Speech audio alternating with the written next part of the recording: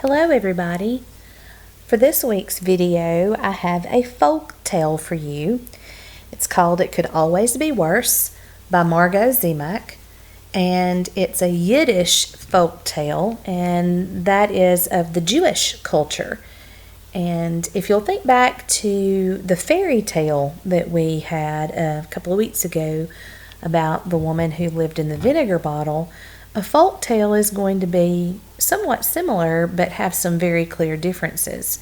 A folk tale is going to have ordinary people and a realistic setting, whereas a fairy tale has the fairies and the very imaginative creatures and the imaginative setting.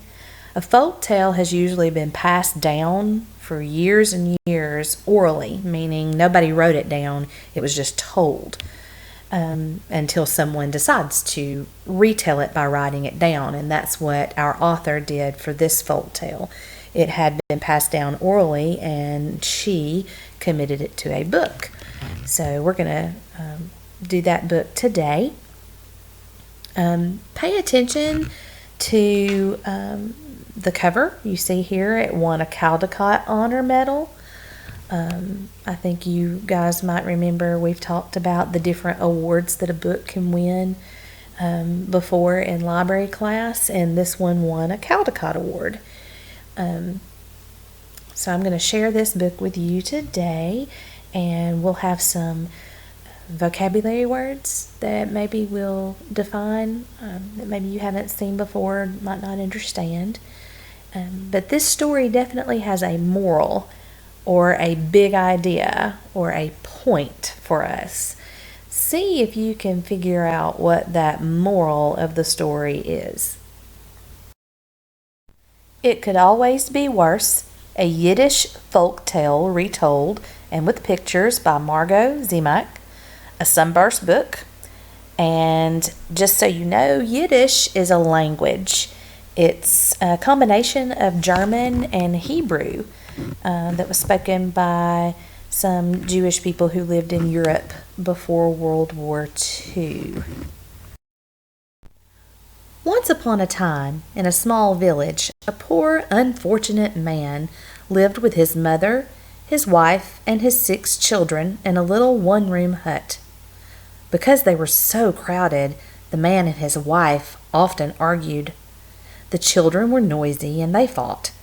In winter, when the nights were long and the days were cold, life was especially hard. The hut was full of crying and quarreling. One day, when the poor unfortunate man couldn't stand it any more, he ran to the rabbi for advice. Okay, a few things here. A rabbi in the Jewish religion is like a teacher or a pastor. So he went to his teacher for advice.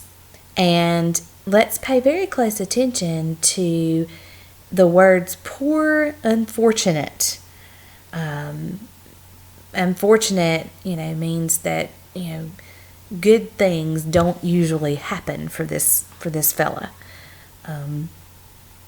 He's poor, unfortunate. So his mindset or his attitude might be one of sadness. And I'm telling you this because I want you to think about how the man's attitude changes from the beginning of the story to the end of the story, because that's going to help us figure out that moral, that big idea that is in this story. "Holy Rabbi," he cried, "things are in a bad way with me, and getting worse. We are so poor that my mother, my wife, my 6 children, and I all live together in one small hut. We are too crowded, and there's so much noise. Help me, Rabbi. I'll do whatever you say." The rabbi thought and pulled on his beard. At last he said, "Tell me, my poor man, do you have any animals? Perhaps a chicken or 2? "Yes," said the man, "I do have a few chickens. also a rooster and a goose." "Ah, fine," said the rabbi. "Now, go home and take the chickens, the rooster, and the goose into your hut to live with you." "Yes, indeed, Rabbi," the man said, though he was a bit surprised. The poor unfortunate man hurried home and took the chickens, the rooster, and the goose out of the shed and into his little hut. When some days or a week had gone by, life in the hut was worse than before. Now, with the quarreling and crying, there was honking and crowing and clucking. There were feathers in the soup. The hut stayed just as small, and the children grew bigger. When the poor unfortunate man couldn't stand it any longer, he again ran to the rabbi for help. "Holy Rabbi," he cried, "see what a misfortune has befallen me. Now, with the crying and quarreling, with the honking, clucking, and crowing, there are feathers in the soup. Rabbi, it couldn't be much worse. Help me, please." The rabbi listened and thought. At last he said, "Tell me, do you happen to have a goat?" "Oh, yes, I do have an old goat, but he's not worth much." "Excellent," said the rabbi. "Now go home and take the old goat into your hut to live with you." "Oh, no! Do you really mean it, Rabbi?" cried the man. "Come, come now, my good man, and do as I say at once," said the rabbi. The poor unfortunate man tramped back home with his head hanging down and took the old goat into his hut. Now, we're getting some progress through the book. Do you think that what the rabbi is telling the poor unfortunate man to do is improving his condition any? Think about that. Think about why the rabbi might be telling this poor unfortunate man to do these things. When some days or a week had gone by, life in the little hut was much worse. Now, with the crying, quarreling, clucking, honking, and crowing, the goat went wild, pushing and butting everyone with his horns. The hut seemed smaller, the children grew bigger. When the poor unfortunate man couldn't stand it another minute, he ran again to the rabbi. "Holy Rabbi, help me!" he screamed. "Now the goat is running wild. My life is a nightmare." The rabbi listened and thought. At last he said, "Tell me, my poor man, is it possible that you have a cow? Young or old, doesn't matter." "Yes, Rabbi, it's true I have a cow," said the poor man fearfully. "Go home then," said the rabbi, "and take the cow into your hut."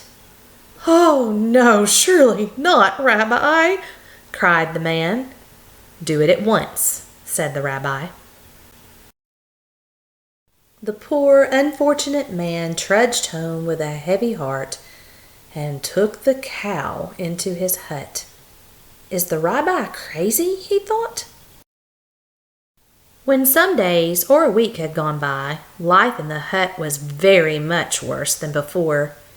Everyone quarreled, even the chickens. The goat ran wild, the cow trampled everything.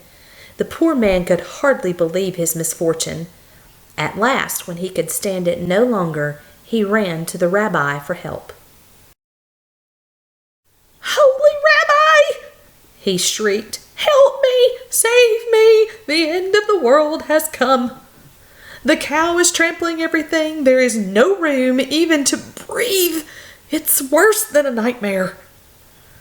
The rabbi listened and thought. At last he said, "Go home now, my poor unfortunate man, and let the animals out of your hut." "Oh, I will, I'll do it right away," said the man.